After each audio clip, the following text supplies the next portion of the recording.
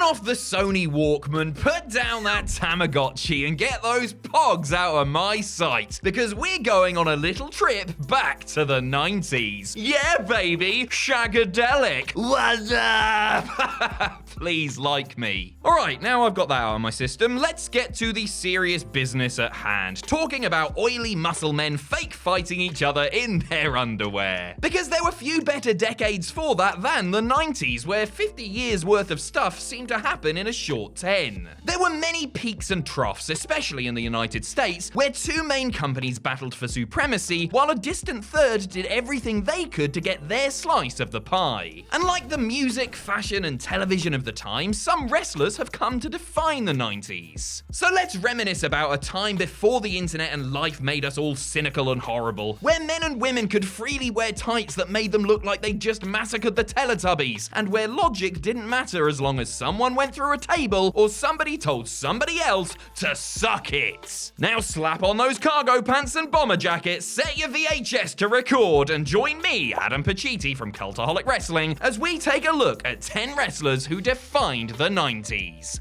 Join us. Number 10, Raven.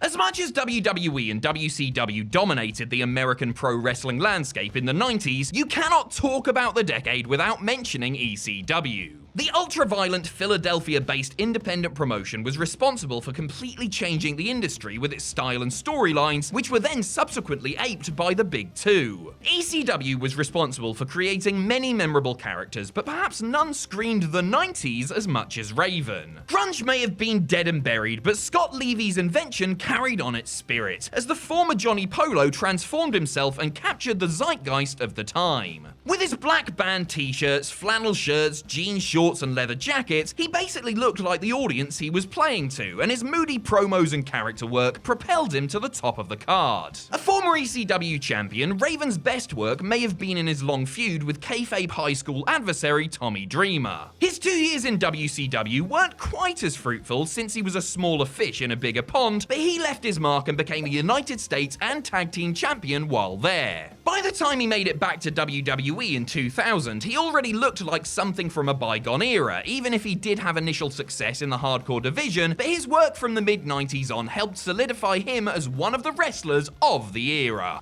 Quote Pacitti, nevermore. Number 9, Randy Savage.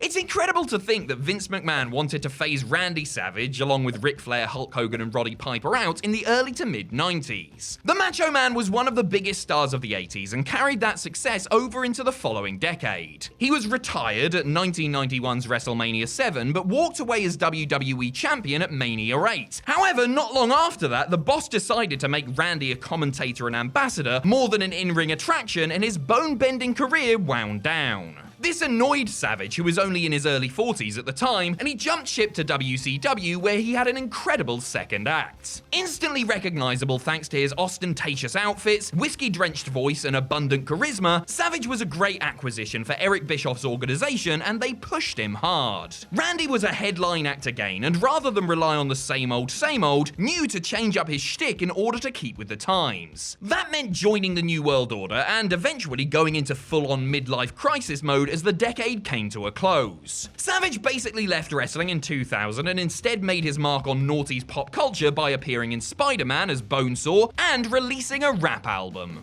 Number 8, The Ultimate Warrior.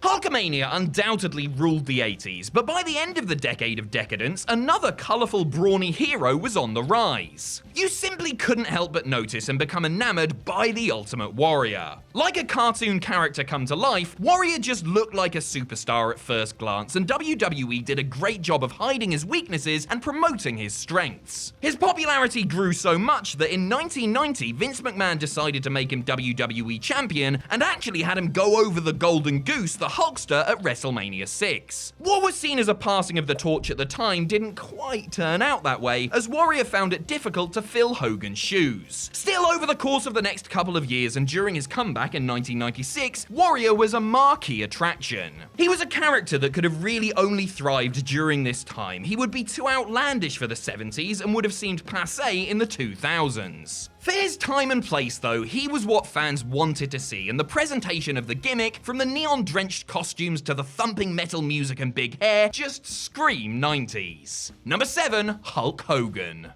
I mentioned in the previous entry how Hulk Hogan had ruled the 80s, and he had. But like an especially nasty STD, Terry Bollea just wouldn't go away and always found himself in the spotlight one way or another. It grew tired in WWE, especially when it overshadowed acts that were trying to establish themselves on top like Warrior, Bret Hart, or Yokozuna. To be fair to Hogan, he did reinvent himself and changed the business when he turned heel in '96 and joined up with Kevin Nash and Scott Hall in the NWO. Hogan basically had to turn heel since the boo boys in the audience were getting more and more vocal, but it was still a risk. But that risk paid off and then some for Hulk and WCW, who laughed all the way to the bank via the Gold Club. The turn allowed Hogan to stay the main man in the business while WCW was at its hottest, in large parts thanks to the exploits of the Order. His powers waned as the company started going down the tubes in '99, but Hogan was still an act that people wanted to see, and he somehow managed to remain hip and current, despite being in his mid-40s and having been on TV for 15 years.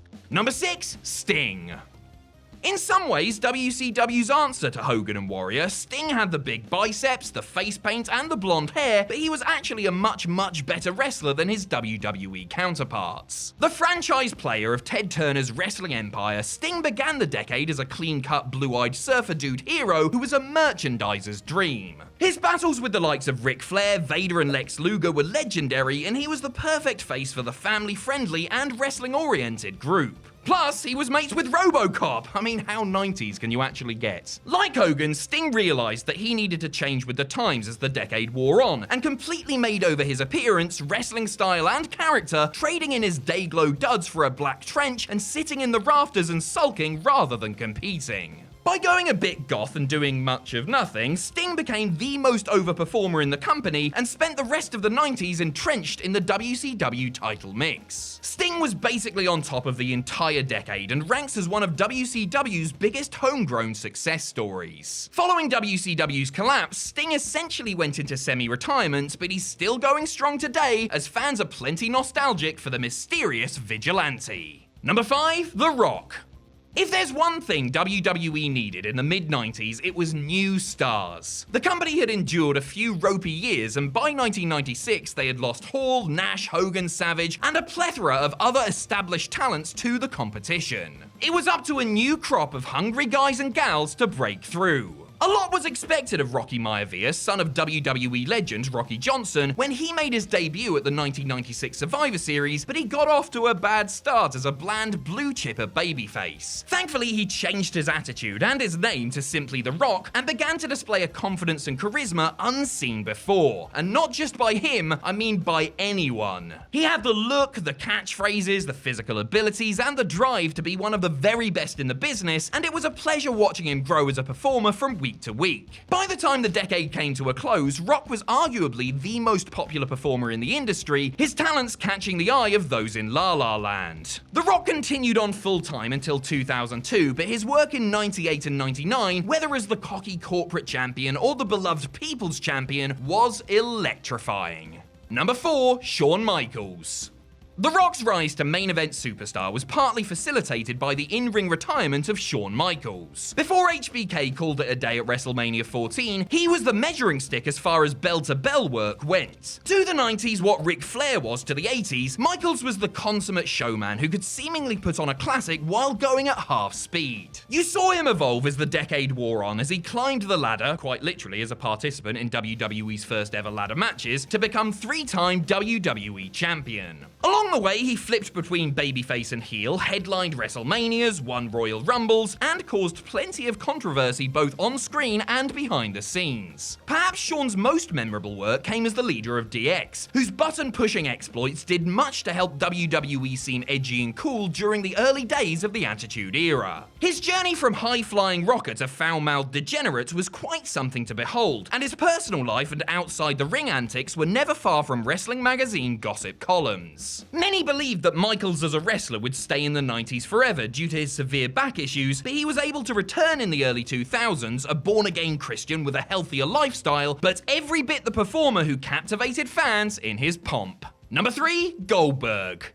One of the big knocks against WCW during the Monday Night Wars was that they didn't create their own stars, instead optioning to simply poach existing ones from elsewhere. Perhaps the exception that proves the rule is Goldberg, the superhuman force of nature that was created in a laboratory. Well, the power plant training school actually, but still, the former Atlanta Falcon was made and molded by WCW, and they and the man himself deserve a lot of credit for just how big a star Goldberg became. While the other channel had a tougher than leather, bald, black trunks and boots wearing badass, WCW's version was no mere carbon imitation. Goldberg was different, running through his opponents in high-impact squash matches to the point where he amassed a legendary winning streak and simply had to dethrone Hollywood Hogan for the world title. And that he did in front of a red-hot, sold-out Georgia Dome in July of 1998, a little over 1 year after he exploded onto our screens. There are not many instances of someone, especially a rookie with no prior experience, becoming so popular and accomplishing so much in such a short space of time. I mean, he was on such a ridiculous roll that you would need a cattle prod to stop him. Oh. Number 2, Bret Hart.